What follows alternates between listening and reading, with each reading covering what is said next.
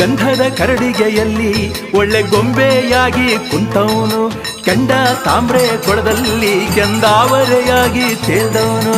ಗಂಧದ ಕರಡಿಗೆಯಲ್ಲಿ ಒಳ್ಳೆ ಗೊಂಬೆಯಾಗಿ ಕುಂತವನು, ಕೆಂಡ ತಾಮ್ರೆ ಕೊಳದಲ್ಲಿ ಕೆಂದಾವರೆಯಾಗಿ ತೇಲ್ದವನು.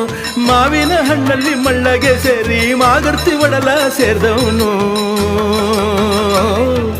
ಏಳ್ಮಲೆ ಕತ್ತು ಏಕಾಂಗಿ ವಸ್ತು, ಏಳ್ಮಲೆ ಕತ್ತು ಏಕಾಂಗಿ ವಸ್ತು.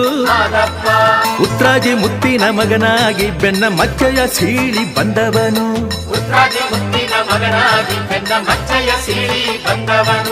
ರಕ್ಕಸ ಶ್ರವಣನ ಕೊಂದವನು, ಠಕ್ಕ ಉಕ್ಕಿನ ಬಸವನ ಗೆದ್ದವನು.